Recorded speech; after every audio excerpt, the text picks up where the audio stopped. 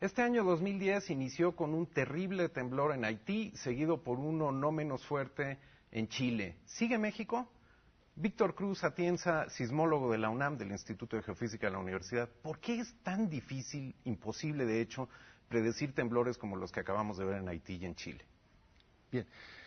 En general, cada terremoto es un fenómeno diferente, que debe por sí mismo ser entendido y puede ser muy diferente. Los procesos que se dan, que tienen lugar en cada uno de ellos pueden ser muy variables. Y los parámetros de los cuales estos procesos dependen son muy difíciles de observar en la naturaleza.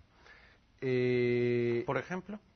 Digo, un parámetro crítico que pudiera determinar cuándo, porque más o menos se sabe en dónde. Se sospecha de las costas de Guerrero, la falla de San Andrés, se sospechaba de las fallas que acaban de entrar en colisión frente a Chile. Claro. ¿Cuál es el otro parámetro más allá de la geografía que determine cuándo se puede ver venir uno de ese tamaño? Claro. Lo que sucede cuando ocurre un terremoto, se libera energía que se ha acumulado a lo largo del tiempo en las fallas geológicas. Entonces, en las regiones donde no ha habido un sismo desde hace mucho tiempo, esa acumulación es importante. Ahora, la pregunta es ¿cuándo se va a liberar esa energía bajo la forma de un terremoto?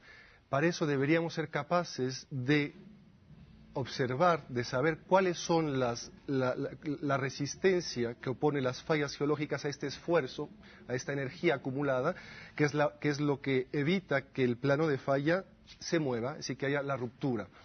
Estos parámetros de fricción en las fallas son difícilmente medibles en la naturaleza. Existen experimentos de laboratorio que pretenden identificar las leyes que rigen la fricción en las fallas, pero siempre hay un abismo difícilmente salvable de escala entre los pequeños. O sea que la fricción y la escala parecen ser las palabras claves aquí, porque si analizamos la historia de la física, tiene 400 años de poder predecir con todo éxito qué hacen sistemas tan diferentes como las galaxias y los planetas. Por ejemplo, hay un grado de predictibilidad allí que no hemos alcanzado en nuestra propia Tierra. ¿Es porque los planetas no enfrentan fricción y las placas aquí sí enfrentan fricción? Entonces la fricción es ese elemento que la física no ha terminado de resolver desde el punto de vista de predecir cuándo se va a liberar. Claro, esencialmente en el cosmos, en los planetas, las leyes que rigen su dinámica son pues las mismas que rigen la dinámica de un terremoto. Sin embargo, la complejidad que guarda la composición de las rocas en la Tierra, es decir, la composición química, por un lado, y la geometría de las superficies en las que ocurren los terremotos son tales que, digamos, las condiciones iniciales o el estado de esfuerzos inicial previo a una ruptura es muy heterogéneo, es muy complicado de observar.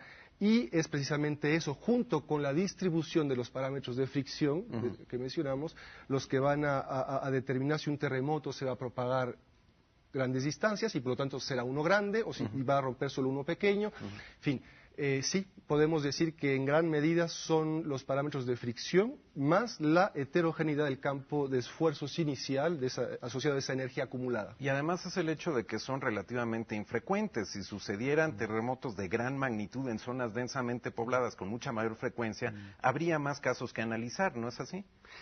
Sí, desde luego, los sismos mayores, hay leyes que dicen o nos muestran que son mucho menos frecuentes que los pequeños. Entonces, digamos, hay menos casos para estudiar y para entender, es una realidad. Sin embargo, la física que está detrás de un terremoto mayor, pues es la misma que la de un terremoto menor. Ahora, cuando se presentan terremotos como el de 85 en México, por ejemplo, que afortunadamente no se ha vuelto a presentar, o desafortunadamente, porque quiere decir que ahí viene, de todas formas, algo se puede aprender. En el caso de la Ciudad de México, el temblor de 85, se aprendió mucho sobre la interacción entre las ondas sísmicas, los suelos de la ciudad y los edificios. Así es. ¿Cada vez que sucede uno aprenden mucho ustedes? Definitivamente. O sea, no hace falta que ocurra uno muy grande para entender mucho de lo que pasa en la Ciudad de México. A raíz del 85, que fue un parteaguas en la comprensión de la sismicidad del valle, se pudo entender fenómenos fundamentales. ¿Gracias a qué? Gracias a la instrumentación que se llevó a cabo. O sea, se instalaron más de 100 estaciones que están operando desde entonces en continuo. Y con toda la información de sismos pequeños, intermedios y grandes, se ha podido cuantificar o microsonificar o microcaracterizar la respuesta sísmica en puntos específicos de la cuenca, que son muy diferentes estas respuestas. ¿Sí? A partir de la investigación sobre esa red de datos. Absolutamente. En los pocos segundos que nos quedan, porque se nos acaba el tiempo, Víctor, ¿trabajan suficientemente cerca en México los sismólogos, por un lado, que hacen este tipo de estudios, y los ingenieros civiles que calculan estructuras? Desde luego que hay lazos importantes, es una realidad. Deberían haberlos más, creo yo. Históricamente los ha habido y han sido muy importantes para lograr crear todo este conocimiento que hoy tenemos y que ha permitido mejorar notablemente las normas de construcción en la ciudad. Es justamente por la interacción entre estos dos grupos que menciona. De manera que tenemos aquí ciencia aplicada en México en busca de resolver un enorme desafío, estar mejor preparados para cuando vengan los siguientes grandes sismos. Muchas gracias.